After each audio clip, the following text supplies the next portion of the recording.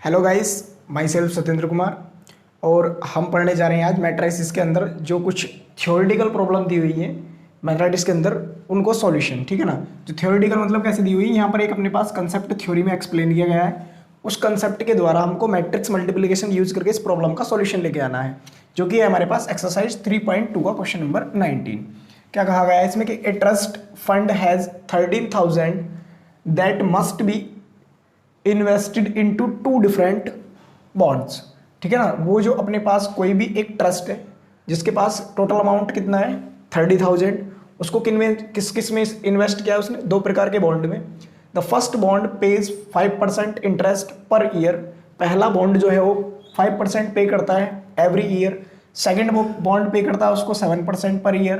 बोला using matrix multiplication determine find कीजिए how to divide, उसको किस प्रकार डिवाइड किया जाएगा 30,000 को among the two types of bond, दो प्रकार के बॉन्ड में। कहने का मीनिंग क्या हुआ सीधा सीधा, यदि वह कोई भी व्यक्ति अपने पास 30,000 पैसे रखता है, मतलब 30,000 उसके पास रुपीज़ हैं, और वह 30,000 रुपीज़ को ये अपने पास एक्स कोई पर्सन है और ये दो पर्सन है ए तथा बी, इनके साथ ये क्या करता है, इन बॉन्ड साझा करता है। और बॉन्ड साझा में करना क्या करता है कि इससे ये 5% पर ईयर लेता है, इससे 7% पर ईयर लेता है सेकेंड बॉन्ड में। तो उसको फिर आगे क्या कहा, if the trust fund obtain an annual total interest, मतलब जो अपने पास ट्रस्ट है, टोटल ट्रस्ट का मतलब ये एक्स पर्सन जो है एक साल में कितना ब्याज अपने पास लेता है। इंटरेस्ट का मीनिंग होता है हिंदी में ब्याज। ठीक है ना। कितना ब्याज लेता है, वह ब्याज लेता है 1800। जब वह 1800 ले रहा है तो इसका मतलब उसने ए को कितना रुपये दिया होगा और सेकंड को कितना रुपये दिया होगा। कहने का मीनिंग क्या हुआ, अपने पास जो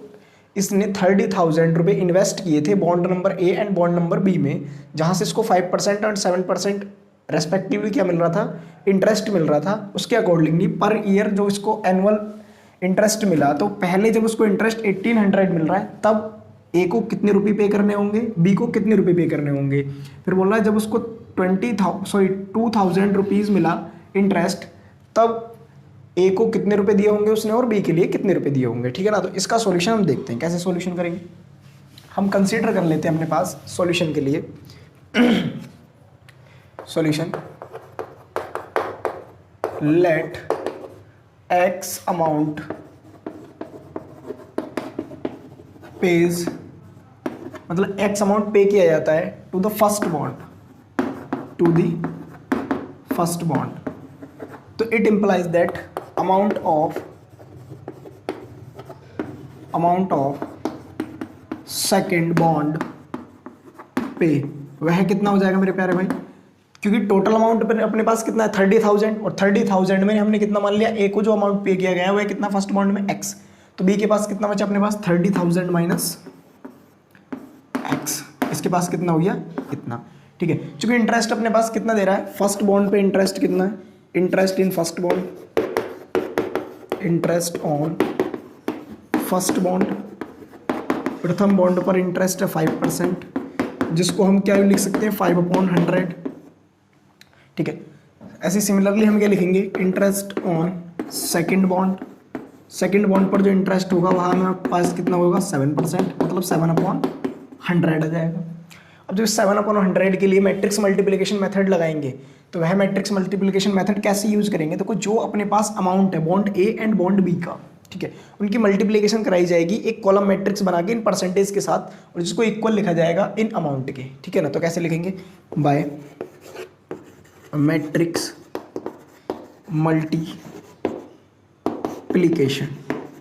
मल्टीप्लिकेशन के द्वारा। ठीक है ना। तो मैट्रिक्स मल्टीप्लिकेशन हम कैसे यूज़ करेंगे, यहाँ पर एक रो मैट्रिक्स बनाएंगे। उस रो मैट्रिक्स में क्या लिखेंगे, एक अपने पास एक्स जो फर्स्ट बॉन्ड को पे रुपीज़ है, सेकंड बॉन्ड को कितनी है 30,000 माइनस एक्स, और यहाँ पर बनाएंगे एक कॉलम मैट्रिक्स। उस कॉलम मैट्रिक्स में कितनी एंट्रीज लिखनी है, कॉलम मैट्रिक्स में लिखना है इनको परसेंटेज कितना है, ए को परसेंटेज है 5/100, बी को परसेंटेज है 7/100, इक्वल कितना लिखेंगे हम, केस फर्स्ट की बात करें, यदि केस फर्स्ट मतलब ऑप्शन ए के लिए बात करें तो कितना आएगा इक्वल 1800। कहने का मीनिंग क्या हुआ अपने पास, जब x और 30,000 माइनस एक्स कि bond A and bond B, मतलब बॉन्ड फर्स्ट और बॉन्ड सेकंड के लिए जो रुपए इन्वेस्ट किया किसी पर्सन ने, तो इतने इतने परसेंटेज के साथ, तो कितना एनुअल उसको इंटरेस्ट मिला 1800। अब 1800 के अकॉर्डिंगली हम से एक्स और 30,000 माइनस एक्स की वैल्यू फाइंड कर लेंगे। तो मल्टीप्लिकेशन कराने के बाद देखेंगे क्या मिलेगा।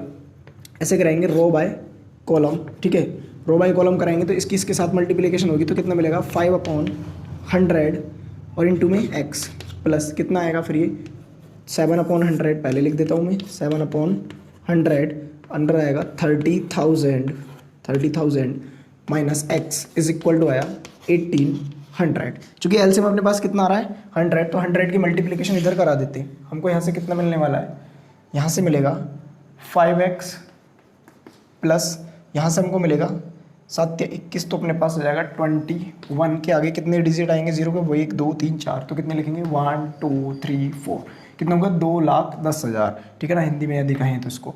फिर माइनस कितना हुआ 7x इज इक्वल टू कितना हो जाएगा ये, इसकी मल्टीप्लिकेशन इधर का आएंगे 1840, इसमें से इसको सब्ट्रैक्ट करेंगे तो मिलेगा अपन को माइनस का 2x, और यहाँ पर हमको कितना मिलेगा, तो एक काम किए लेते हैं, इस माइनस वाले को हम क्या करते हैं राइट साइड में ले जाते हैं, जहाँ से अपन को 2x पॉजिटिव, और इस 2140 में से 1840 को यदि सब्ट्रैक्ट करेंगे तो अपने पास कितना बनेगा 3 के आगे 4 zeros, ठीक है ना, ये हमको मिल जाएगा, जहाँ से हमको x की वैल्यू कितनी मिलेगी 15,000। इसका मीनिंग क्या हुआ अपने पास कि जो फर्स्ट बॉन्ड को पैसे इन्वेस्ट किए गए हैं वह कितनी 15,000, तो इसका मीनिंग हुआ इन्वेस्ट ऑन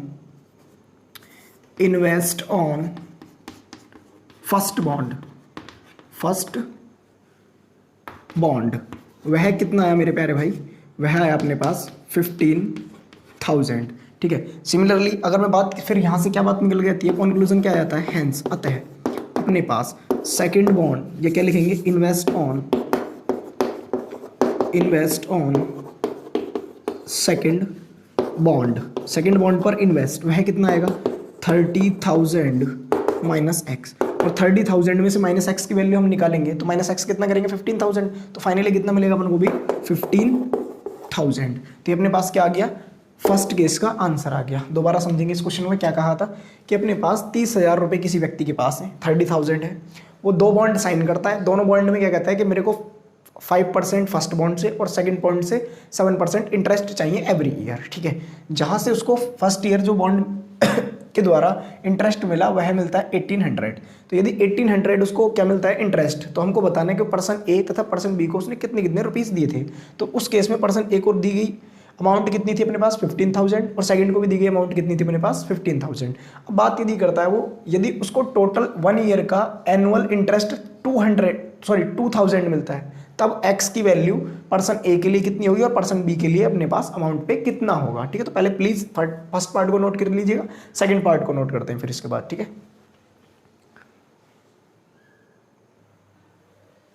देखते हैं इसके सेकंड केस के लिए पॉइंट नंबर बी में फिर से वही लिखेंगे अपन, कैसे लिखेंगे, पहले लिखेंगे फर्स्ट बॉन्ड को कितना अमाउंट पे किया x, सेकंड बॉन्ड को कितना अमाउंट पे किया 30,000 माइनस एक्स, और यहाँ पर लिखेंगे क्रम से इनको कितना कितना रेस्पेक्टिवली इंटरेस्ट लेना होगा। इससे लेना होगा 5% जिसको लिखेंगे अपन 5/100, से लेना होगा अपन को 7% जिसको लिखेंगे हम 7/100 इज इक्वल टू, अब इज इक्वल टू कितना लिखेंगे अब यहाँ पे, कहाँ गया हमारा क्वेश्चन, ये रहा 2,000, तो यहाँ पे लिखेंगे 2,000, ठीक है। तो ये कैलकुलेशन कैसे निकल गई अपने पास, फिर से वही मल्टीप्लिकेशन मेथड लगाएंगे।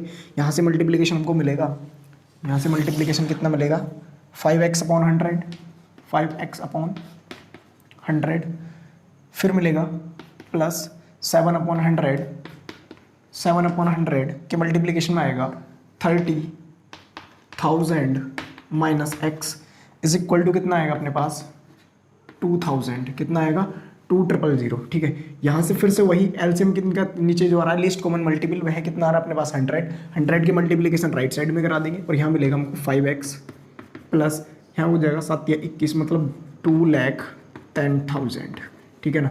फिर माइनस का मिलेगा यहाँ पे 7x इज इक्वल टू मिलेगा यहाँ पे हमको 2 लाख मतलब 2 के आगे 50, ठीक है। यहाँ अपने पास 2,10,000 है और यहाँ पर कितना है 2 लाख से लिखा हुआ है, तो यहाँ पर अपने पास बनेगा माइनस का 2x जिसको राइट साइड में ले आगे अपन क्या कर लेंगे प्लस का 2x, और यहाँ 2140 में से 250 को जब सब्ट्रैक्ट करेंगे तो कितना बचेगा इधर अपने पास 10,000 बच जाएगा। 10,000 इज इक्वल टू आएगा 2x। अरे भाई बचेगा या नहीं बचेगा? अब जब यहाँ पर 2 लाख 10,000 लिखा हुआ और यहाँ 2 लाख है तो 2 लाख सीधे सीधे घटाओगे कितना 10,000 बच रहा है अपने पास। अब यहाँ से 2 से इसको जब मल्टीप्लाई करेंगे तो ये हो जाएगा 2 5 10 और 3 डिजिट ऐसी आ जाएंगी। तो x मतलब कितना मिलेगा यहाँ से 5,000। इसका मीनिंग क्या निकल गया? इसका मीनिंग ये निकला है कि बॉन्ड ए को कितना कितना पैसा दिया होगा उसने 5,000 रुपये बॉन्ड ए को दिया गया। मतलब first bond invest on first bond पर इन्वेस्ट वह कितना आया है 5,000 रुपीज़। और जब यहाँ 5,000 बॉन्ड ए पर गया है तो इसका मीनिंग क्या होगा? Hence invest on bond second bond पर इन्वेस्ट वह कितना आ जाएगा? वही फिर से 30,000 में से कितको सब्ट्रैक्ट कर देंगे हम माइनस के x मतलब 5,000 जो कि अपन को मिलेगा 25,000। इसका मतलब हमारे पास क्वेश्चन में सॉल्यूशन क्या आया?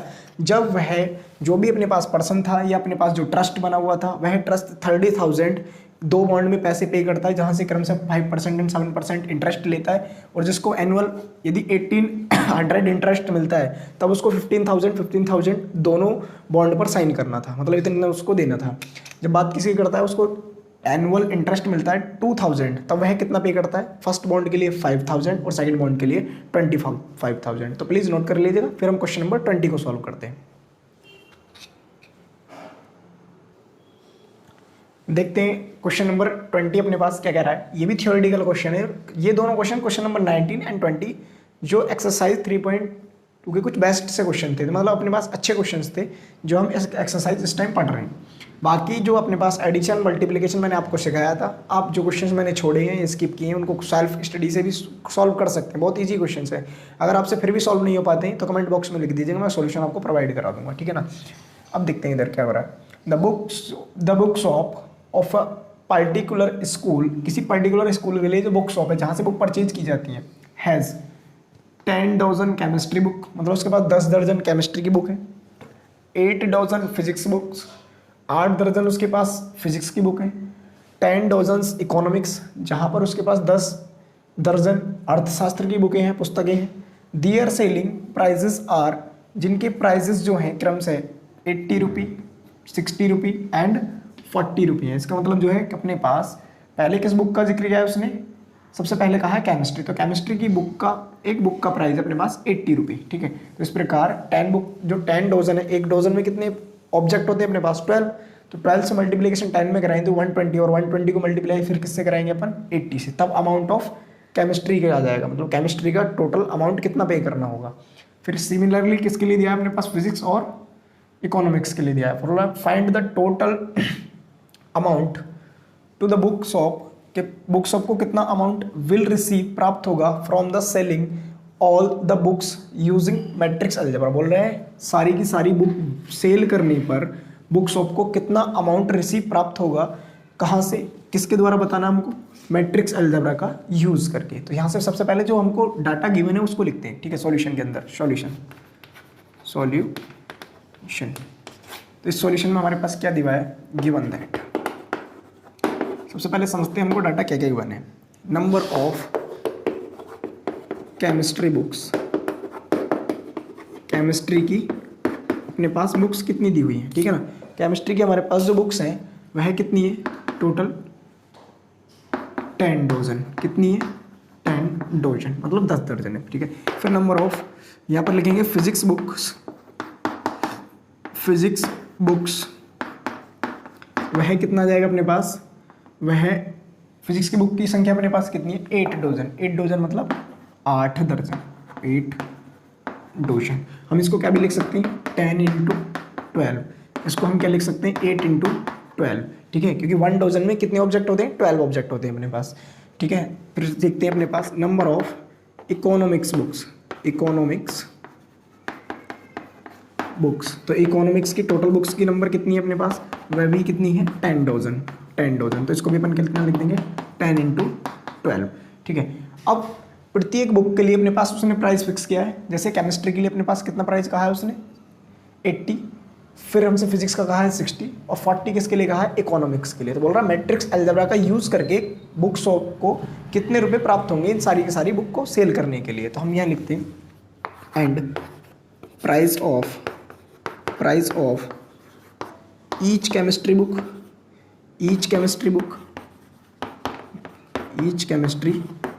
केमिस्ट्री की प्रत्येक बुक का जो प्राइस है वह कितना अपने पास, वह है 80 रुपीज़। कितना, 80 रुपीज़, ठीक है ना। कितना दिया है, 80, ठीक है। सेम अपन किसके लिए लिखते हैं अब, price of each physics book, वह अपने पास कितना दिया हुआ है, 60 रुपीज़। कितना दिया है, 60 रुपीज़, ठीक है। और सिमिलरली अपने पास बात यदि किसकी करें, price of each economics book, वह अपने पास कितना दिया है मेरे प्यारे भाई, वह दिया है हमको 40 रुपीज़, ठीक है। अब फिर से वही बात मैंने क्या कहा, जिसका जिक्र पहले होगा हम उसको किस में लिखते हैं, एक रो मैट्रिक्स बनाते हैं। जो उसका अमाउंट होता है वो हम क्या बना देते हैं, कॉलम मैट्रिक्स बना देते हैं, और उसके द्वारा अपने पास कंप्लीटली सॉल्यूशन आ जाता है। तो बाय मैट्रिक्स अलजेब्रा, यहाँ लिखेंगे बाय मैट्रिक्स अलजेब्रा की सहायता से। तो मैं क्या लिखूंगा, पहले लिखूंगा, देखो एक काम करते हैं, ये जो अमाउंट लिखा हुआ है सभी का कोफिशिएंट कितना रहा है, 12, तो मैं 12 को बाहर लिख लेता हूँ। कितना लिख लेता हूँ, बाहर मैंने लिख दिया, ये इसके आउटसाइड। और पहले कितना है अपने पास, 10 डिजिट तो है अपने पास फिजिक्स के लिए, 8 डिजिट है अपने पास केमिस्ट्री के लिए, 10 डिजिट अपने पास किसके लिए, इकोनॉमिक्स के लिए। तो यह अपने पास मैट्रिक्स अलजेब्रा के द्वारा क्या आ रहा है, टोटल अमाउंट ऑफ बुक्स इसके इक्वल आएगा। और फिर यहाँ पर एक कॉलम मैट्रिक्स बनाएंगे, उस कॉलम मैट्रिक्स में हम क्या लिखेंगे, इनके प्राइस कितने रेस्पेक्टिवली। पहले का प्राइस अपने पास 80, फिर 60 और फिर अपने पास 40। चूंकि 12 अपने पास मल्टीप्लीकेशन है, पहले इनको लिख लेते हैं कितना आने वाला है। 10 किससे मल्टीप्लाई करेंगे तो कितना हो जाएगा, 800 अपने पास, प्लस ऐसे कराते हैं रो बाय कॉलम। इसके साथ कराएंगे तो कितना होगा, 8 चौका 8 6 48, कितना 480, फिर प्लस ये कितना हो जाएगा 400, ठीक है। इनको ऐड कर दें तो अपने पास मिलेगा 12 मल्टीप्लाई में, यहाँ से कितना अमाउंट आ रहा है, इसको इसके साथ ऐड करेंगे कितना हो गया 1200, 12 और 4 कितना हो गया 16, 16 हो गया 1680। जब इसको इससे मल्टीप्लाई कराओगे किससे, 12 से, तो 12 से मल्टीप्लाई कराने पे अपन को कितना मिल जाएगा, ये एक मिलेगा 0, 12 8 96, 9 6 मिला, 9 एलसीएम आया, 12 6 72, 72 और 7 कितना 9 कितना होगा 81, मतलब 8 आया। फिर अपने पास आया 12 कम 12, 12 और 8, हमने क्या लिखा देखो दोबारा से मल्टीप्लिकेशन आप देख सकते हो, 12 0 0, 12 8 96, फिर यहाँ से लगा 9 6 लिख लिया, 12 6 72, 72 और 9 कितना हो जाएगा अपने पास 81, 8 बच गया, 12 कम 12, 12 और 8 अपने पास कितना हो गया 12 8 20। तो कितना रुपए पे होगा उसके लिए, जो मतलब जो अपने पास सेल लेगा, सेल करने का मतलब जो ये बुक को सारी सारी सेल करने के बाद कितना अमाउंट रिसीव करेगा, वह अमाउंट कितना होगा अपने पास रुपीज़ में होगा 1 2 3 4 5, तो कितना हुआ 20,160 रुपीज़, ठीक है। तो बुक शॉप को कितना रुपये प्राप्त हुआ इस केस में, 20,160 रुपीज़। आप इसको जनरली वैसे भी कैलकुलेशन करके देख सकते थे। इसके लिए मल्टीप्लाई हम किससे कराते इसकी नंबर कितनी थी, 10 डजन का मतलब कितना था 120 बुकें, ठीक है ना। 120 को मल्टीप्लाई कराते 80 से, फिर सिमिलरली इनके लिए मल्टीप्लाई कराते, इसके लिए मल्टीप्लाई करते, सारों का एडिशन करते, कंप्लीट एडिशन भी अपने पास कितना आता, इसी प्रकार निकल के आता। लेकिन हमको किस प्रकार सॉल्व करना था, मैट्रिक्स अलजेब्रा के द्वारा। तो मैट्रिक्स अलजेब्रा में हमने क्या किया, एक रो मैट्रिक्स और एक कॉलम मैट्रिक्स की हेल्प से इसके सॉल्यूशन को प्रोवाइड करा दिया, ठीक है। तो आई होप आपको ये वीडियो लेक्चर समझ में आया होगा, और आशा करते हैं ये वीडियो लेक्चर यदि आपको समझ में आया तो प्लीज़ चैनल को सब्सक्राइब और शेयर जरूर कर दें, और मिलते हैं फिर नेक्स्ट वीडियो में। तब तक के लिए बाय बाय, टेक केयर।